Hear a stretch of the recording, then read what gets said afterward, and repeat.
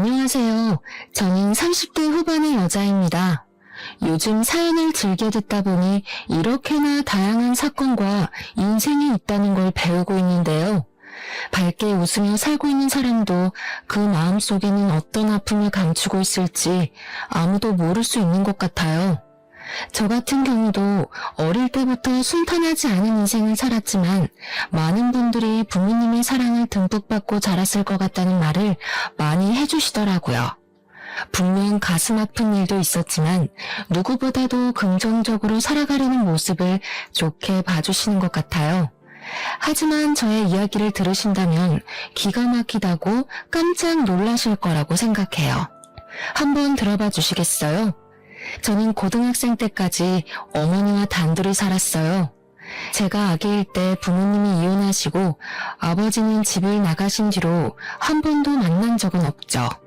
어머니는 아버지에 대한 이야기를 거의 하지 않으셨지만 두 분의 사이가 좋지 않고 정말 원망하신다는 느낌을 많이 받았답니다.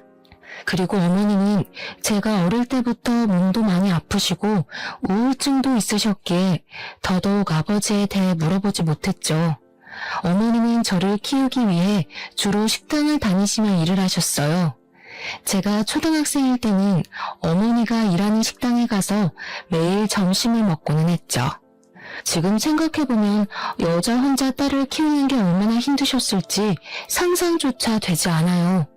결국 어머니는 제가 고등학교를 다닐 때 큰 병을 얻으셔서 요양병원에 입원하게 되셨답니다.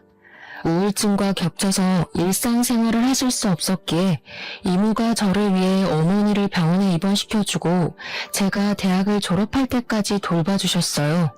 그 덕에 무사히 제가 원하던 대학을 마치고 취직을 할 수 있었죠. 저는 취업이 잘 되는 직업을 찾아보다가 치위생사가 되려고 보건대학으로 진학을 했어요. 열심히 일하면서 경력을 쌓았고 어느덧 5년차가 되어 규모가 큰 치과로 옮겨가게 되었죠. 건물 전체가 치과여서 의사와 치위생사의 수도 아주 많았답니다. 그곳에서 매일 얼굴을 마주보며 일을 하다 보니 장난도 스스럼 없이 칠 정도로 친해진 의사 선생님도 있었죠. 언제부터인가 자꾸 밥을 사주겠다고 연락이 오길래 나에게 관심이 있나 싶었어요. 저는 생활비를 다 제가 해결해야 했기에 예비 신랑을 사귀는 건 생각도 하지 않았거든요. 요즘 자꾸 살이 빠지는 것 같은데 내가 오늘 고기 사줄까? 퇴근하고 뭐해? 왜 자꾸 밥을 먹자고 하세요? 장난 좀 그만 치세요. 남들이 보면 오해해요. 장난 아닌데? 당연히 관심 있어서 그러는 거지. 오늘 데이트하자. 그렇게 우리는 직원들 몰래 사귀는 사이가 되었답니다. 예비 신랑은 제가 생각했던 것보다 저를 잘 챙겨주고 다정한 사람이었어요. 사귄 지 1년 정도 되었을 때 예비 신랑이 프로포즈를 하는 게 아니겠어요? 사실 정말 기뻤지만 현실을 생각하지 않을 수 없었죠.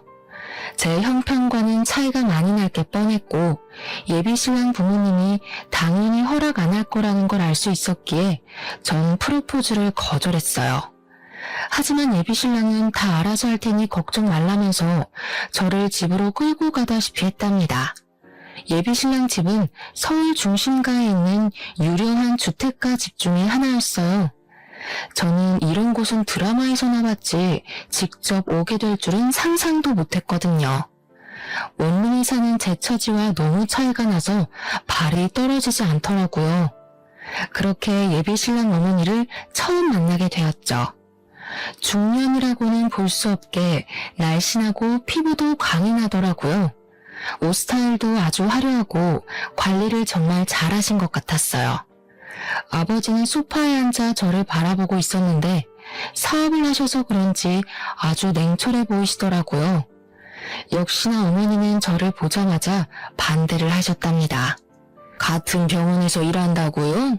듣기로는 어머님과 산다고 그러던데 아버지는 왜 안 계신 건데? 돌아가셨어? 부모님이 제가 아기일 때 이혼을 하셨어요. 어머니가 쭉 살다가 오래전부터 아프셔서 지금은 병원에 계세요. 시모는 저를 한심한 눈으로 보며 쯧쯧 혀를 차더라고요. 저는 어찌할 바를 몰라서 바닥만 쳐다보고 있었는데 예비 신랑이 전화가 와서 2층으로 올라갔답니다. 예비 신랑이 사라지는 걸 본 시모가 갑자기 소리를 빽 질렀어요. 야, 내가 너 같은 애 딱 보면 견적이 나와. 너 신분 상승해보려고 우리 아들이 일부러 꼬신 거잖아. 얼굴은 순진하게 생겨가지고 아주 꽃뱀아니야 이거. 내 아들이 한 번만 만나달라고 해서 어쩔 수 없이 봤더니 역시나. 제 상황이 많이 기우는 건 알지만 저도 지금껏 열심히 공부하고 일하면서 제 나름대로 잘 살아왔다고 생각해요. 신분 상승이라뇨. 말씀이 심하시네요. 이거 봐. 어른한테 말 따박따박 하는 게 보통 얘기는 아니야. 야, 진짜 아무것도 모르는 애들 같으면 이럴 때 아무 말도 못해. 너는 아주 되바라졌구나. 결혼은 절대 안 돼. 저도 시부모님 사랑받고 살고 싶지 이렇게 처음부터 반대하는 결혼하고 싶지 않습니다. 그럼 가보겠습니다. 저는 예비 신랑에게 말도 하지 않고 그대로 집을 나와버렸어요. 당장 직장에서 예비 신랑을 보는 게 어려울 것 같아서 안 쓰던 휴가도 몰아서 써버리고 예비 신랑 전화도 받지 않고 집에만 머물렀답니다. 예비 신랑과 헤어지기로 결심했지만 막상 직장에 가서 예비 신랑 얼굴을 보니 눈물이 먼저 흐르더라고요. 제 이상한 행동을 본 동료들도 둘의 사이를 알게 되었고 예비 신랑은 곧 결혼할 거라고 모두의 앞에서 말을 해버렸죠. 예비 신랑은 저에게 어머니도 허락하셨다면서 오늘 저녁에 다시 집에 가자고 하더라고요. 어머니가 많이 미안해 하신다면서 같이 저녁을 먹자고 했다고 말이죠. 그렇게 다시 예비 신랑을 믿고 시댁에 가게 되었어요. 집안에 들어가니 음식 냄새가 솔솔 풍기더라고요. 시부모는 이미 식탁에 앉아 저를 바라보고 있었죠. 시모도 전보다는 너그러워진 눈빛으로 저를 보며 일단 밥을 먹자고 하더라고요. 예비 신랑이 제 밥그릇에 이것저것 반찬을 올려주는 걸 본 시모의 눈빛이 순간 날카로워지는 걸 느껴서 밥이 잘 안 넘어갔답니다. 그렇게 식사를 마치고 거실에 앉아 이야기를 나누게 되었어요. 우리 아들이 우리랑 인연 끊고 너랑 결혼한다고 집을 나갔었다. 그래서 어쩔 수 없이 너를 받아들인 거니까 우리 집에 누가 되지 않도록 행동거지 항상 조심하거라. 예비 신랑이 시모에게 눈치를 주자 시모가 입을 삐죽이더라고요. 시모가 아들을 어려워하는 게 느껴졌죠. 어머니가 요양병원에 계신다니 상견례도 못할 거 아니냐. 결혼식에도 안 오시는 게 손님들 보기에도 부끄럽지 않을 것 같은데 새아가 생각은 어떠니? 네? 그래도 결혼식엔 엄마가 오셔야죠. 못 오실 정도로 그렇게 심하진 않으세요. 나는 우리 아들 하나뿐이라 미래에 어떤 아가씨가 결혼을 하게 될지 기대를 참 많이 했다. 내 친구들도 다 남부럽지 않게 살아서 혼수를 어느 정도로 해오는지도 대충 알고 있고 너는 혼수를 얼마로 생각하고 있니? 죄송한 얘긴데 월급 받아서 생활하고 엄마 병원비도 내야 하다 보니 제가 모아둔 돈이 별로 없어요. 열심히 모은다고 모은 게 3천만 원 정도예요. 뭐? 3천? 그걸 어디 코에 붙여? 그릇 세트도 못 살 돈으로? 아휴, 이런 애랑 결혼을 시켜야 된다니 친척분들 보기에 창피해서 어쩌면 좋아. 아주 사기 결혼 당했다고 하겠어. 어머니, 그런 식으로 말씀하지 말라고 했죠. 우리 집도 처음부터 돈이 많았던 건 아니잖아요. 계속 이러면 저 결혼하면 어머니하고 연 끊을 수도 있어요. 아니, 너무 차이가 나서 속상해서 그렇지. 그럼 일단 결혼식은 좀 미루고 집에 들어와서 살림도 좀 배우고 집안 가풍도 좀 익히는 건 어떠니? 가정교육은 제대로 받았는지 내가 확인해봐야 할 거 아니니? 앞으로 같이 살면서 나한테 좀 배우고 됐다 싶으면 내가 아주 대단하게 식 올려주마. 그럼 일도 관두라는 말씀이세요? 전 계속 일하고 싶은데요. 그깟게 뭔 대단한 일이라고 계속 한다고 난리야. 결혼하고 싶으면 당장 관둬. 우리 아들 망신시킬 일 있어? 집에 들어와서 제대로 배우기나 해. 저는 그렇게 직장을 관두고 시댁으로 들어가게 되었어요. 이모가 가까이 사셔서 남편과 이모만 한 번 만나고 결혼식을 곧 올릴 거라고만 말해두었죠. 이모가 걱정을 하셔서 엄마에겐 말하지 말고 일단 기다려달라고 부탁을 드렸답니다. 저는 매일 새벽 6시에 일어나서 아침 식사를 준비해야 했는데요. 원래 일하는 분이 계셨는데 제가 들어오고 인수인계식으로 저에게 이것저것 설명을 해주시고는 다음날부터 관두셨더라고요. 저는 졸지에 시댁에 들어온 다음날부터 제가 요리며 청소며 모든 집안일을 다 하게 된 것이죠. 시부와 남편이 출근한 뒤에 시모가 저를 부르더라고요. 그런데 옆에 낯선 여자가 같이 앉아 있었어요. 오늘 아침은 너무 짜더라. 시아버지는 짠 거 싫어하시니까 앞으로 조심하도록 해. 이쪽은 내 비서야. 앞으로 매일 볼 테니까 깍듯하게 잘 모시도록 해. 앞으로 가족같이 잘 지내봐요. 빈손으로 시집 왔다길래 기대했는데 생각보다 얼굴이 너무 별로다. 내가 말했잖아. 너보다도 인물이 한참 떨어진다고. 도대체 우리 아들을 어떻게 구워 삶았는지 원. 둘이 있을 때 써먹는 기술이 있나 보죠 뭐. 보통 저렇게 생긴 애들이 여우들이 많더라고요. 어머니 말씀이 너무 심하시네요. 비서님도 앞으로 자주 뵐 텐데 초면에 하실 말은 아닌 것 같네요. 말 대답하지 말랬지. 아직 식도 안 올렸는데 어머니란 말이 저렇게 잘 나올까. 그리고 혼인신고는 결혼식 한 뒤에 하는 걸로 해. 그게 무슨 말씀이세요? 다음 주에 가서 신고하기로 했는데요. 야, 아직 식도 안 올렸는데 무슨 혼인신고야. 요즘 젊은 애들은 살아보고 몇 년 뒤에 하는 애들도 많다는데 넌 뭐가 그렇게 급하니? 네 남편한테 잘 말해서 당장은 하지 마. 알아들어? 너 나 몰래 하고 오기만 해. 비서라는 여자는 저를 처음 볼 때부터 자기 아랫사람 부리듯이 대하더라고요. 전업주부인 시모가 왜 비서가 필요한지는 몰라도 딱히 하는 일도 없어 보였어요. 매일 오는 것도 아니고 일주일에 3일 정도 낮에만 오는데 보통 수다를 떨다가 가거나 같이 백화점에 가는 것 같더라고요.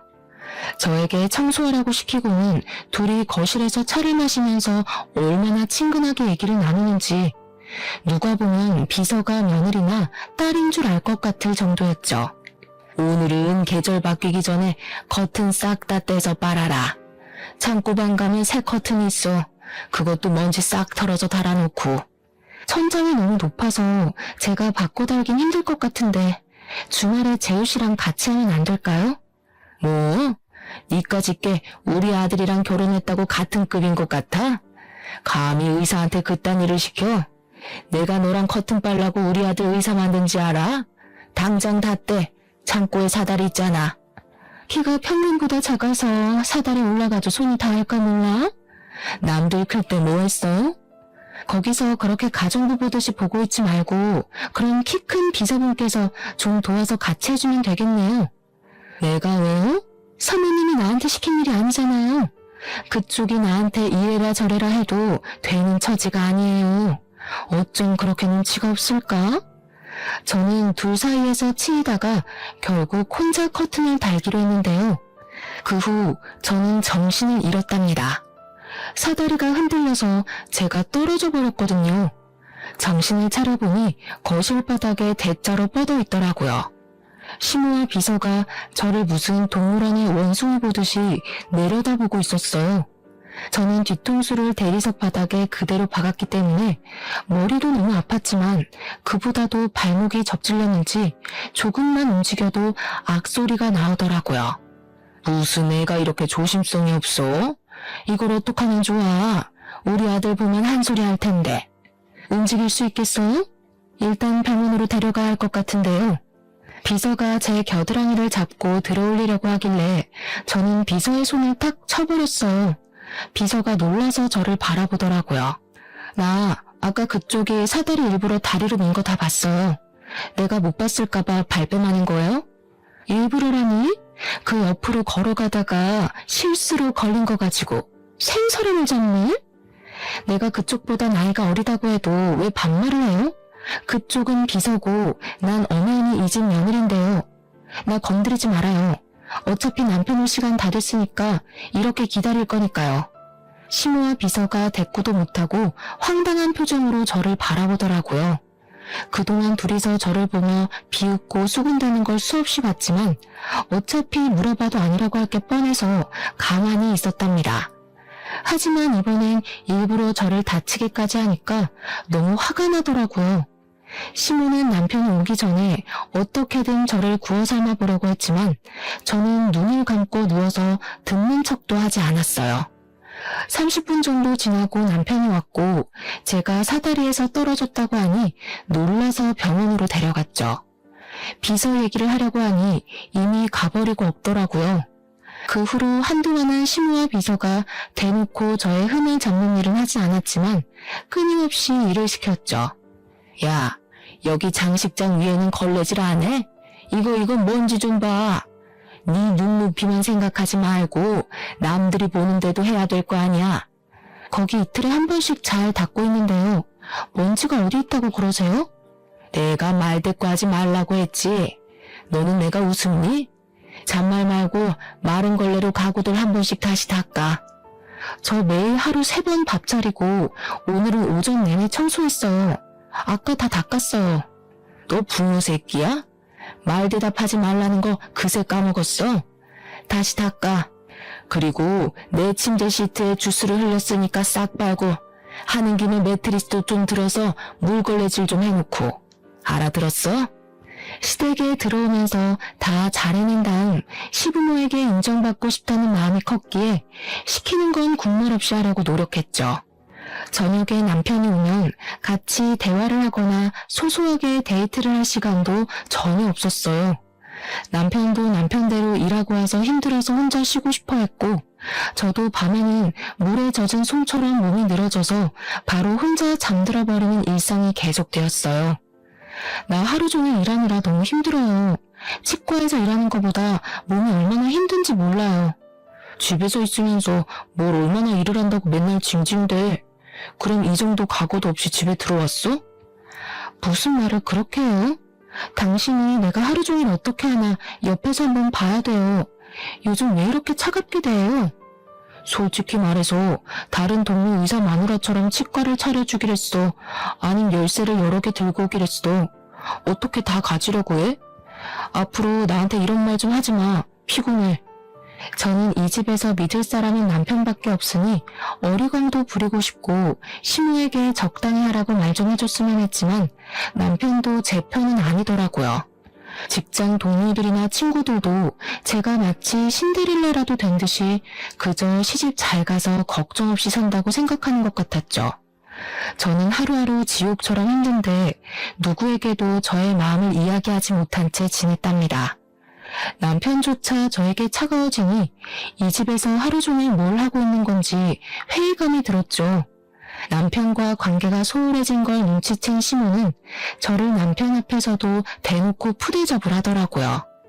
언제부턴가 몸이 너무 처지고 졸려서 침대에서 일어날 수가 없을 정도로 컨디션이 좋지 않았어요. 새벽 6시에 일어나지 못해서 시모에게 하루 종일 시달린 것도 여러 번이었죠. 아무래도 몸이 심상치가 않아 곰곰이 생각해보다가 임신 테스트기를 사서 해봤답니다. 놀랍게도 2줄이 나왔죠. 저는 저녁에 남편이 올 때까지 기다렸다가 오자마자 남편에게 보여줬어요. 남편이 한바구음을 지으면서 아주 좋아하더라고요. 저는 일단 더 확실해지면 이야기를 드리자고 했지만 남편은 당장 거실로 내려가서 시부모에게도 말을 전했죠. 항상 별다른 말을 하지 않았던 시부가 처음으로 고생했다고 한마디를 해주더라고요. 거기에 비해 시모는 아주 떨떠름한 표정을 감추지 않더라고요. 이제 아기도 태어날 거니까 시간 내서 얼른 혼인신고하자. 매일 집에 있으면서 뭐가 그렇게 바쁘다고 혼인신고를 미뤄? 아직 산부인과도 안 가봤는데 왜 이리 난리야. 요즘엔 혼인신고도 다 천천히 한다더라. 뭘 그렇게 서두르니? 몸 무거워지기 전에 하는 게 낫죠. 설마 어머니가 혼인신고하지 말라고 한 건 아니죠? 어머, 얘는 무슨 소리야? 나도 몇 번이나 언제 할 거냐고 새아가한테 물어봤었어. 그치? 저는 남편만 옆에 있으면 상냥해지는 시무를 보면서 사실을 말할까 했지만 더 분란을 만들고 싶지 않아 그냥 입을 닫고 있었죠. 시부가 신고하라고 한마디를 하고 방으로 가버리니까 시무가 입을 삐죽 내밀더라고요. 그렇게 정식으로 혼인신고를 마쳤고 아기도 생기니 드디어 이 집안의 가족으로 인정받은 기분이 들더라고요. 산부인과에 갔더니 임신 5주차라고 하면서 초기엔 아주 조심해야 한다고 했죠. 시모도 앞으로는 새벽에 일어나지 말고 아침 식사는 간단하게 하자고 남편 앞에서 아주 부드러운 목소리로 말을 하더라고요. 그래서 임신을 했으니 저를 좀 더 배려해 줄 거라는 기대를 잠시 했었답니다. 하지만 남편이 출근하고 난 뒤부터 저를 더욱 괴롭히기 시작했어요. 자꾸 가구를 들어서 옮기는 걸 시키거나 무거운 택배를 가져오라고 자꾸 시키더라고요. 제가 힘들어서 못하겠다고 하면 임신한 걸로 유세떤다고 소리를 빽 질러댔답니다. 어느 날은 친목 모임을 집에서 하기로 했다면서 10명이 올 테니까 한정식 느낌으로 저녁을 차리라는 거예요. 그러면서 메뉴를 쫙 적어서 제 앞에 던지더라고요. 겉조이까지 담그라고요? 어머니, 저 지금 입덧해서 음식 냄새도 못 맡는 거 아시잖아요. 그래서 지금 못하겠다는 거야? 내 친구들 앞에서 나 개망신 주겠다 이거야? 그게 아니라 저 혼자 이 많은 메뉴를 어떻게 해요? 제가 음식을 잘하는 것도 아니고요. 한정식 집에서 제가 음식을 사오는 건 어떨까요? 야, 이게 아주 잔머리만 팍팍 돌아가가지고 너 결혼하기 전에 약속한 거 잊었어? 내가 됐다고 할 때까지 나한테 살림 배운다고 했지? 임신해서 혼인신고까지 했다고 이제 다 끝난 것 같아? 말도 안 들어 처먹겠다는 거야 이제? 어머니, 왜 그렇게 말씀을 하세요? 제가 입덧해서 밥도 못 먹고 있는데 저 좀 배려해 주시면 안 되겠어요? 누구네 안 나와봤어? 나는 임신한 몸으로 매일을 시장까지 걸어가서 장사도 했었어. 난 내 친구들한테 우리 집으로 오라고 얘기 다 해놨으니까 나 망신 주고 싶으면 네 마음대로 해. 제대로 안 해서 우리 집안 욕 보이면 너 머리털 다 뽑힐 줄 알아? 저는 여태껏 살면서 이런 막말을 들어본 게 시무가 처음이었답니다. 너무 서러워서 방에 들어와 꺽꺽대며 울어봐도 마음이 풀리지가 않더라고요. 시간은 계속 가고 어찌할 바를 모르다가 결국 장을 한가득 봐서 돌아왔죠. 집에 와보니 어느새 비서가 와서 시무와 소곤대며 얘기를 하고 있더라고요. 저를 보고는 아는 척도 하지 않고 고개를 휙 돌려버렸어요. 저도 딱히 대꾸할 마음이 들지 않아 주방으로 자리를 옮겼죠.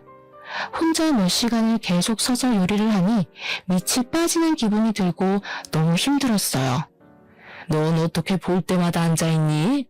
이렇게 눈땡이 피어서 언제 다 하려고? 지금 방금 앉았어요. 배가 너무 뭉친 것 같아서. 조금만 쉬었다 할게요. 몇 개월이나 됐다고 배가 뭉쳐? 누가 보면 아주 만삭인 줄 알겠네. 당장 못 일어나? 저는 될 수 있으면 쪼그렸다 앉기를 하지 않으려고 노력했지만 마음대로 되지 않더라고요. 대야에 겉절이를 담그다 보니 자꾸 앉았다 섰다를 반복하게 되었죠. 저녁 시간은 다가오고 몸은 점점 땅으로 꺼지는 것 같고 머리는 뜸해지기 시작했어요. 어느 순간 저도 모르게 주저앉아 버렸는데 배가 너무너무 아프고 식은땀이 나기 시작했어요. 어느 순간 저도 모르게 주저앉아 버렸는데 배가 너무너무 아프고 식은땀이 나기 시작했어요. 저는 마지막 힘을 쥐어짜서 방으로 천천히 걸어갔답니다. 뒤에서 시무가 뭐라고 소리를 질렀지만 귀에 들어오지도 않았죠. 방문을 걸어 잠그고 침대에 가서 그대로 엎어졌어요. 배의 통증이 좀 가라앉고 나자 상황 파악이 되더라고요. 저는 얼른 남편에게 전화해서 하혈을 하고 있다고 집으로 빨리 오라고 했죠. 얼마 지나지 않아 남편이 와서 저를 둘러엎고 병원으로 향했어요.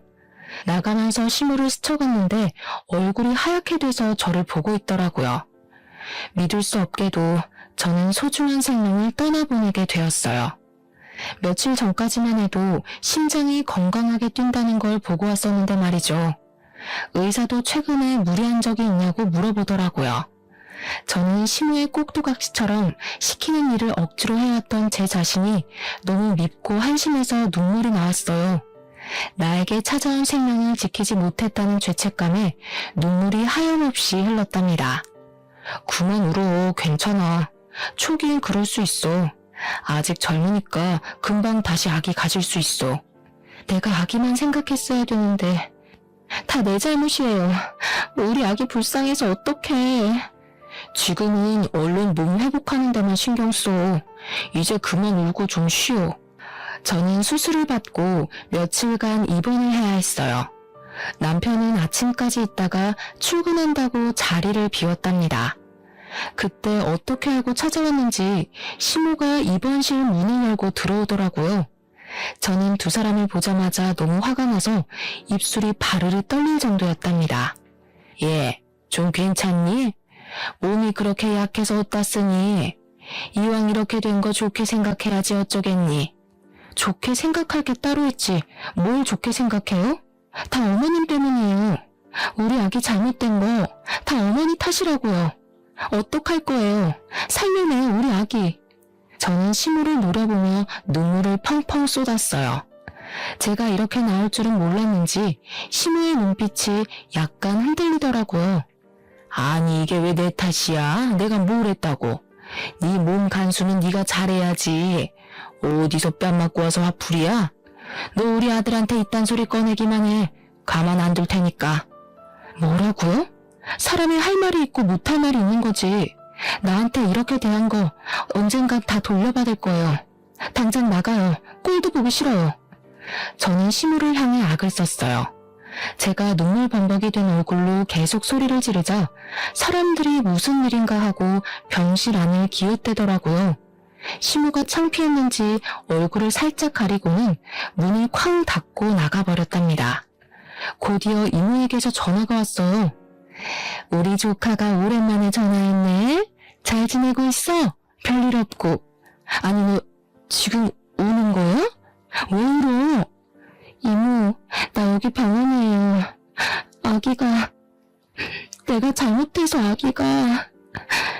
내 잘못이 크지. 시모가 시키는 대로 다 하면 안 되는 거였는데 내가 너무 미련해서 그래. 뭐? 그 옆에 내가 얼마나 또 괴롭혔길래 아기가 잘못돼? 내가 이번엔 절대로 그냥 못 넘어가겠다. 너네 엄마한테 말을 해야 되겠어. 안 돼요. 가뜩이나 엄마도 아픈데 나까지 걱정하게 하면 안 돼. 말하지 마세요. 네 엄마도 알 건 알아야지. 네 엄마랑 같이 병원에 갈 테니까 기다리고 있어. 저는 엄마에게 짐이 되기 싫다고 말하지 말라고 했지만 이모는 엄마에게도 이미 대부분 일을 이야기했었고 엄마는 예전보다 건강도 많이 좋아져서 산책도 오래 할 수 있는 정도라고 하더라고요. 그러고는 정말 다음날 엄마와 이모가 병원으로 찾아오셨어요. 아이고 이거사, 힘들면 엄마한테 말을 해야지 바보같이 왜 혼자 참고 있어. 얘가 어릴 때부터 힘든 거 내색 안 하고 혼자 끙끙 앓았잖아. 언니 걱정한다고. 아무리 처지가 기운 혼인이라고 해도 식도 못 올리게 하고 며느리 취급도 안 하고. 도대체 어떤 여편인가 면상 좀 보자. 그래, 바보처럼 울고만 있지 말고 당장 연락해. 네 시모랑 내가 오늘 단판을 지을 거니까 당장 오라고 해. 남의 귀한 딸한테 도대체 무슨 짓을 한 거야, 이 망할 여편네가. 그때 마침 마치 짠 것처럼 시모가 문을 확 열어젖히고 들어오더라고요. 비서도 뒤따라 들어왔는데 딱 보니 어제 일로 저에게 화풀이를 하려고 온 것 같았답니다. 시모가 저를 놀아보며 침대로 다가오다가 친정어머니와 눈이 딱 마주쳤어요. 순간 정적이 일더니 두 사람이 가만히 서로를 바라봤죠. 아니 너는 이 여자가 네 시모란 말이야? 친정 엄마라고? 이 여자가? 이 여자?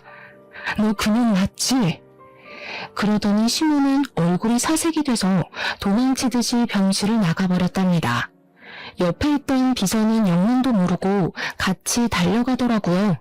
저는 엄마에게 무슨 일이냐고 물어봤는데 엄마는 한참 동안 아무 말이 없으셨어요. 큰 충격을 받은 것처럼 손을 벌벌 떨고 계시더라고요. 그러고는 힘겨운 목소리로 당장 이혼하라고 딱 한 말씀만 하셨답니다. 저는 그 후로 이틀을 더 입원했다가 시댁으로 가지 않고 이모댁에서 지냈어요. 남편에겐 시모 때문에 집에 가고 싶지 않다고 좀 더 쉬고 들어간다고 했죠. 열흘 정도 후에 시댁으로 돌아갔답니다. 시모는 병원에서 그렇게 도망친 뒤에 어떤 연락도 하지 않았는데 제가 집에 들어가니 예전과는 사뭇 달라진 눈빛으로 저를 보더라고요. 그 여자, 아니 어머니는 다시 가셨어? 아직 여기 계신 건 아니지? 혹시 별말은 없었고? 저는 대꾸도 하지 않고 방에 올라가서 남편과 시부가 올 때까지 기다렸답니다. 다 같이 저녁 식사를 하는 내내 시모가 제 눈치를 보더라고요. 저는 시모와 눈도 마주치지 않고 밥만 먹었죠. 식사가 다 끝나고 시부와 남편에게 할 말이 있다고 했죠. 거실에 다 같이 모여 앉았고 저는 침묵 속에서 사진 한 장을 꺼내 탁자에 올려놨어요. 그건 부모님이 아기였던 저를 안고 찍은 유일한 사진이었죠.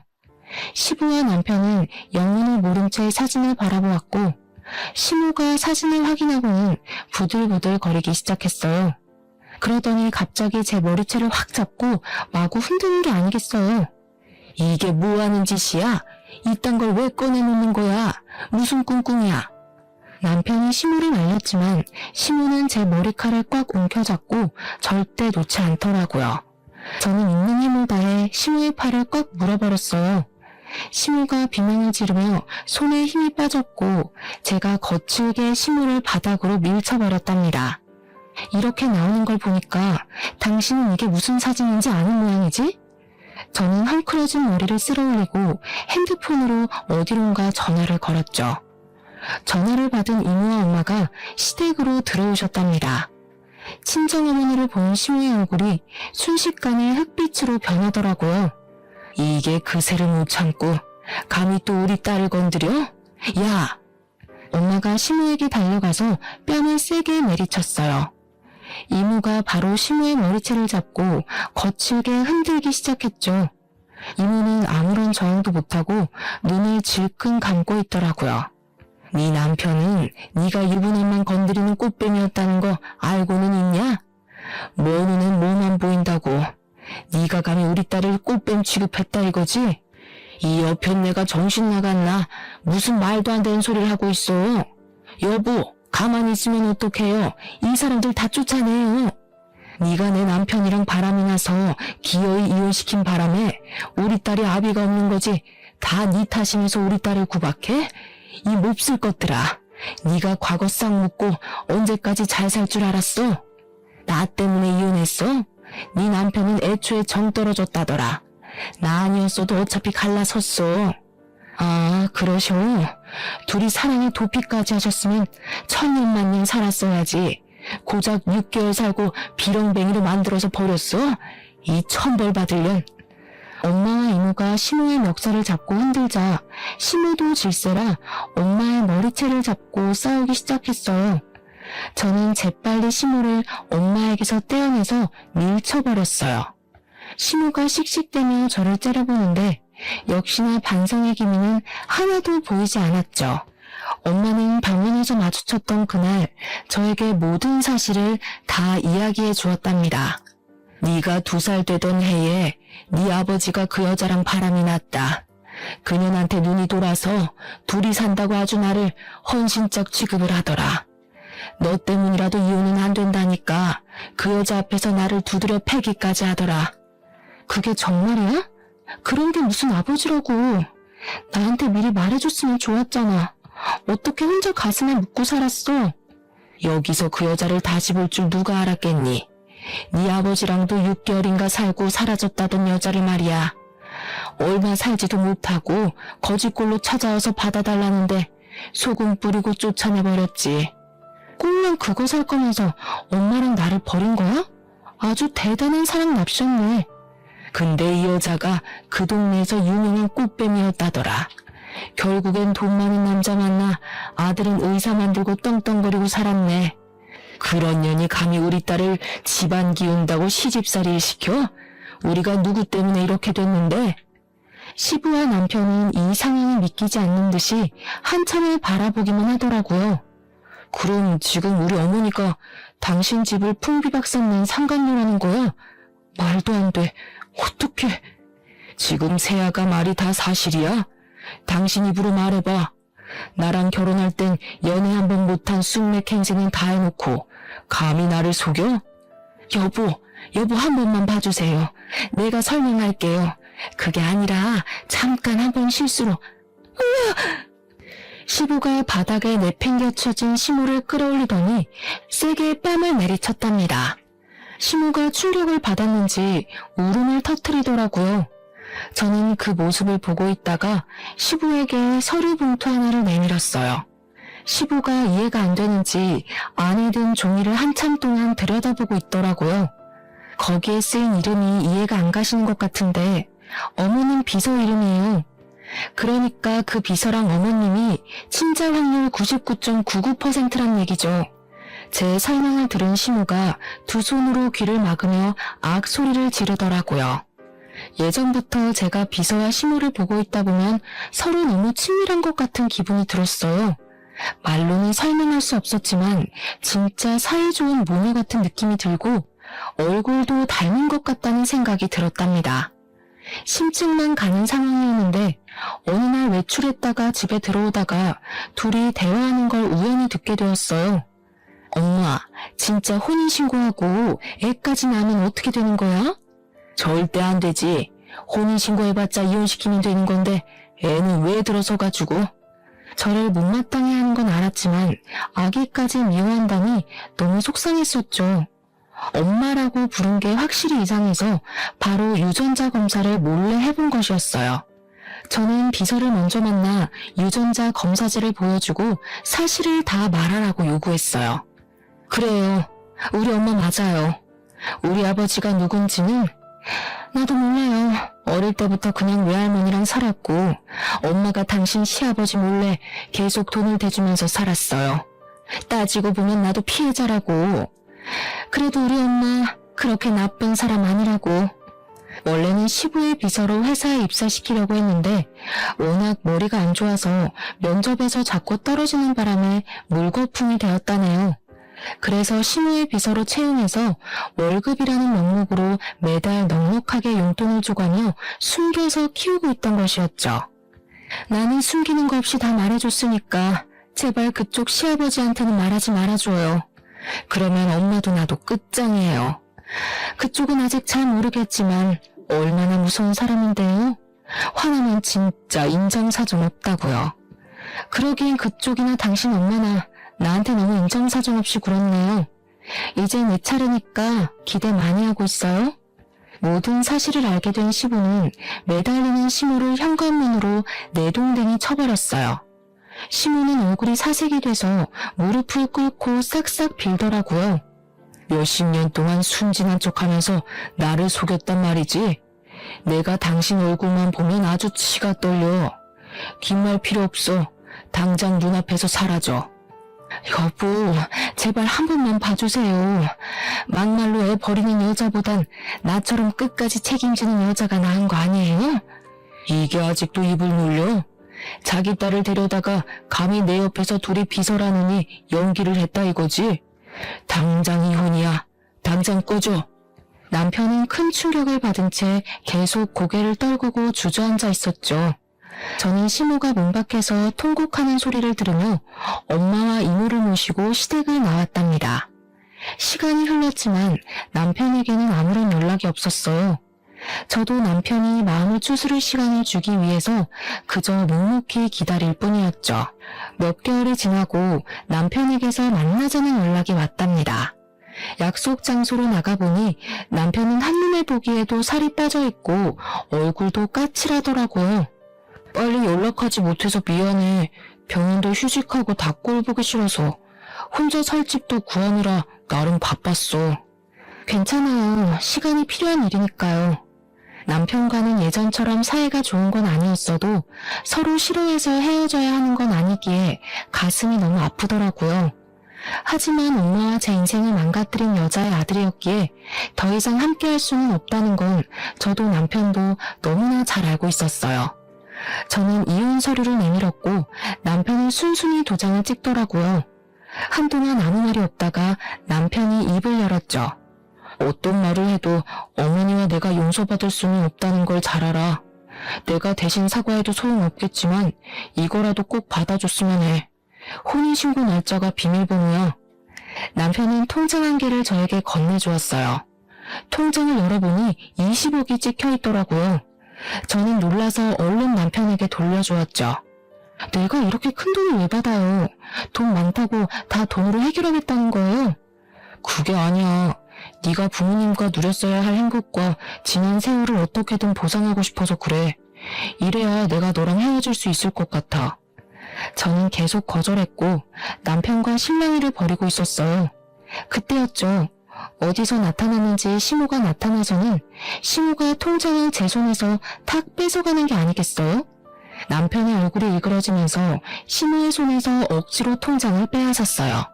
시모가 안 뺏기려고 버둥거렸지만 남편이 시모를 바닥으로 밀쳐버렸답니다. 도대체 왜 얘한테 그 돈을 줘야 되니? 네가 여자의 정신 나가도 단단히 나갔구나. 엄마가 살려달라고 아버지 좀 설득해달라고 그렇게 애원을 해도 쳐다보지도 않더니 다 너 때문이야. 네가 나타나서 이 사달이 났어. 눈이 벌개진 시모가 제 머리채를 잡으려고 달려들더라고요. 저는 얼른 옆으로 비켜섰고 시모는 그대로 앞으로 고꾸라져 버렸죠. 아직도 자기가 무슨 짓을 저질렀는지 파악도 못하고 또 다 내 탓으로 돌리려는 걸 보니 사람 되긴 글렀네요. 당신 같은 인간한테서 태어난 사람만 불쌍할 뿐이네요. 당신이 내 인생을 망친 거지. 이 불려우 같은 거 처음 봤을 때부터 느낌이 안 좋더라니. 그때 어떻게든 결혼을 말렸어야 되는 건데 아이고 말년에 이게 무슨 신세야. 시모는 커피숍에 주저앉아 꺽꺽 울면서 소란을 피우더라고요. 아직까지도 자신이 저지른 일을 반성조차 하지 않는 모습에 기가 찼죠. 통장 가져갈게요. 당신 어머니 하는 걸 보니 내가 이 돈을 꼭 받아야 할 것 같네요. 잘 쓸게요.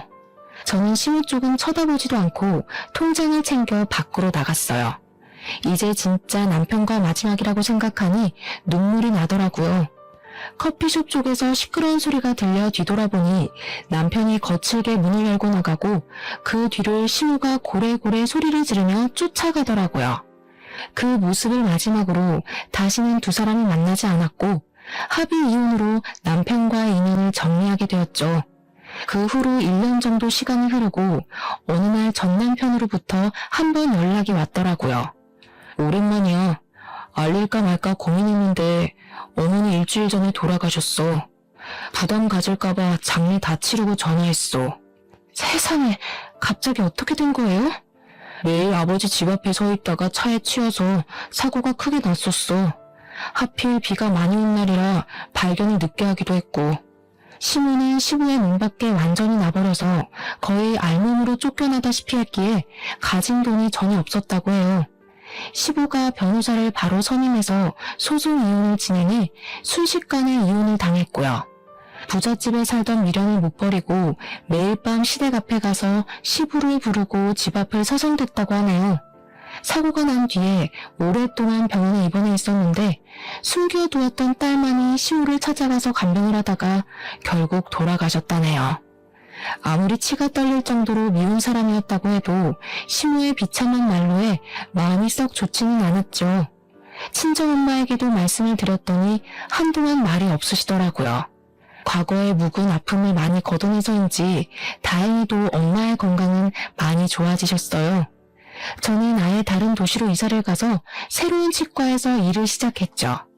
다시 예전에 활기찼던 제 모습으로 서서히 돌아갔답니다. 저는 남편이 준 돈의 일부로 작은 아파트를 사서 엄마와 함께 살기 시작했죠.